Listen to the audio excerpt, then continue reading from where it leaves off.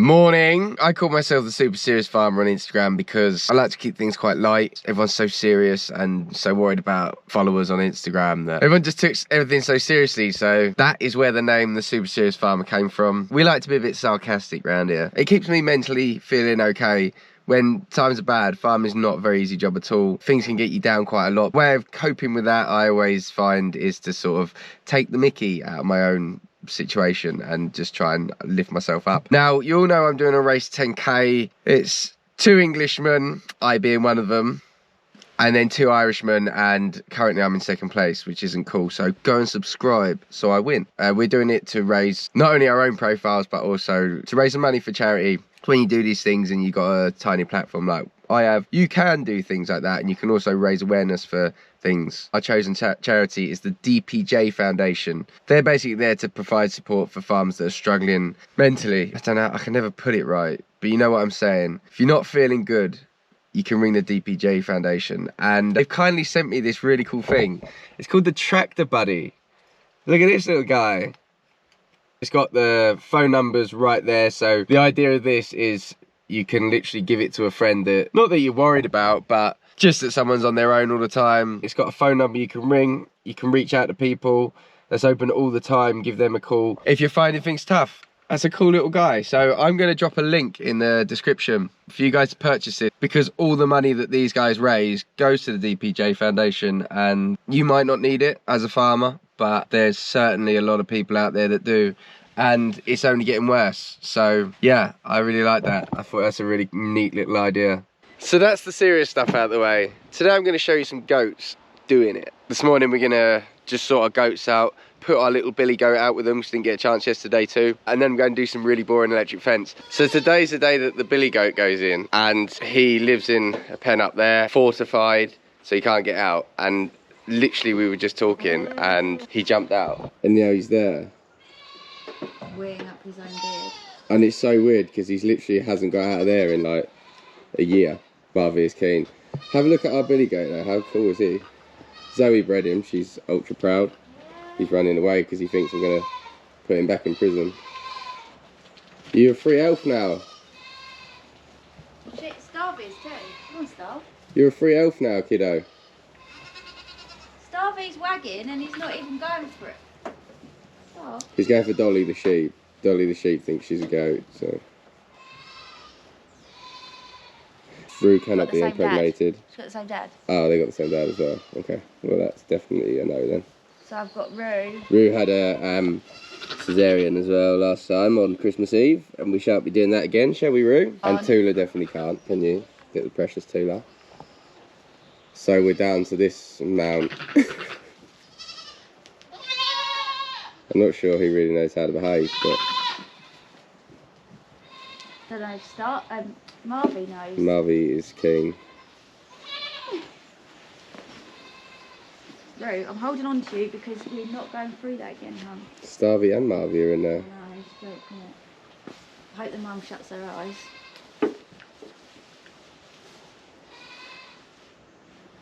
Right, Rue, come on, darling. He's really confused about what to do there. It's because they're taller than him, probably, isn't it? No. He's such a good pygmy, isn't he? Yeah.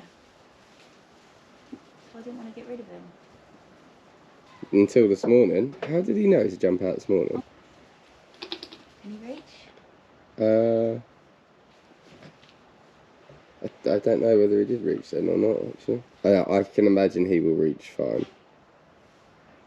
Where there's a will, there's a way. Oh, well, I think he done it there.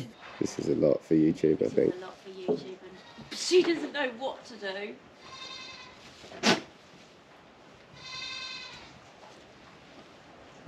At least he's putting in the groundwork. How did he know to jump out today? It's just mental. No. Maybe he's not up to the job. He is.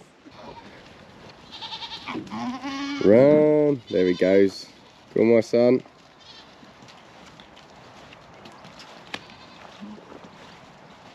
Right, so that's the goats done now. Got a shedding ram that I'm going to take over the weekend to our other ewes, and that's us done. You right, girls? How you in, pup?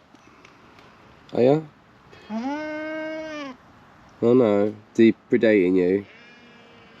Can anyone hear the hissing coming out of here? Got a hole in my tyre, which is just fab. Do you see this message I got from Slam Dunk? Dunk's my head shepherd. What's your title, Dunk? I think he's like a estate manager.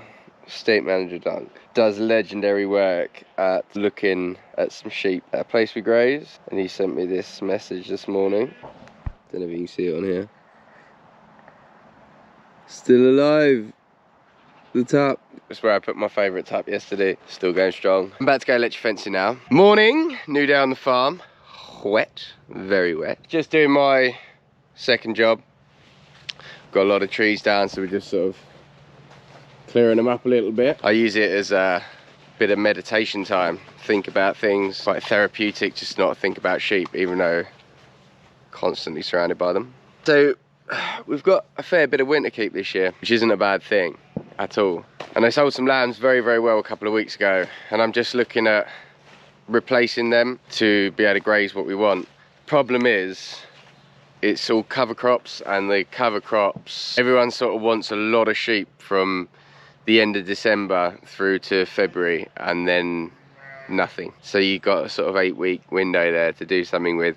And the trade is always very sticky, January, February, very, very sticky. And for the first time in my life, I don't know how much I'm feeling it. I just don't know how much I'm feeling it. If I'm just being really pessimistic, or if I've got like a little gut feeling, and I just don't know. I just don't know. The lamb trade's very good, and it has been very good for a long time, and everyone's got a bit of grass fever.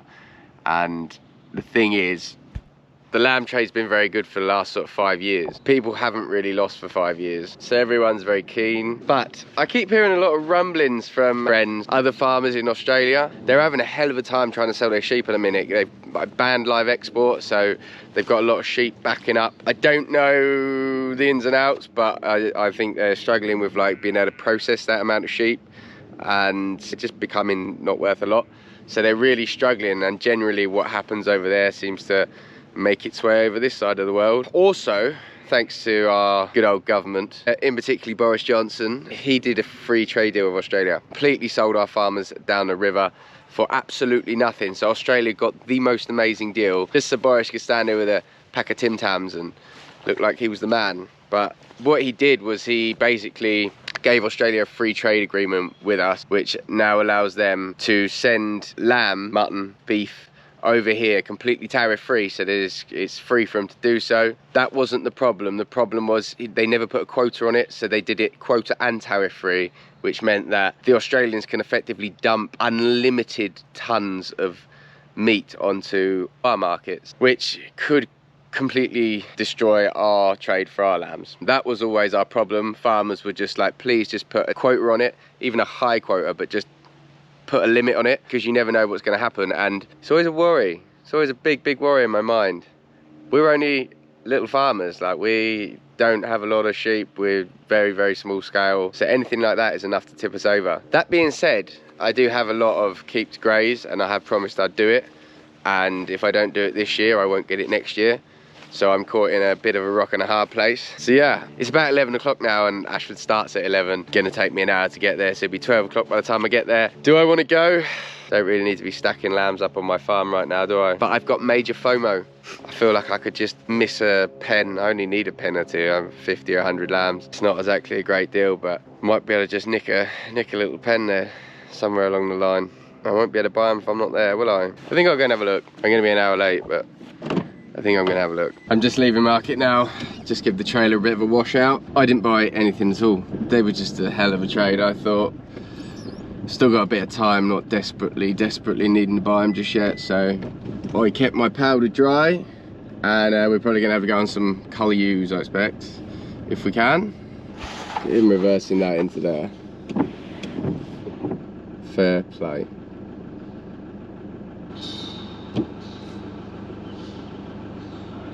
Probably just catch up with you tomorrow. Hello! Welcome to the finale of this YouTube video. Oh, you're in for a treat.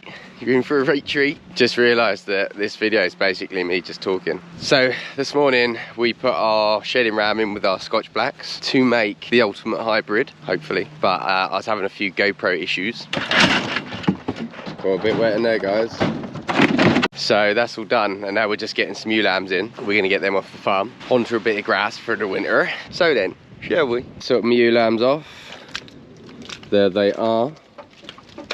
Bloody handsome. And then we've got some things.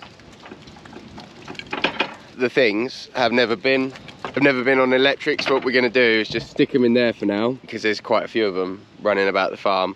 Get them all together and put an electric fence up just to train them before we take them away anywhere, because I like everything to be trained on electric before it goes. A little bit less hassle. These guys have all been on electric before, so hopefully they'll remember and just behave themselves. So yeah, let's get these going.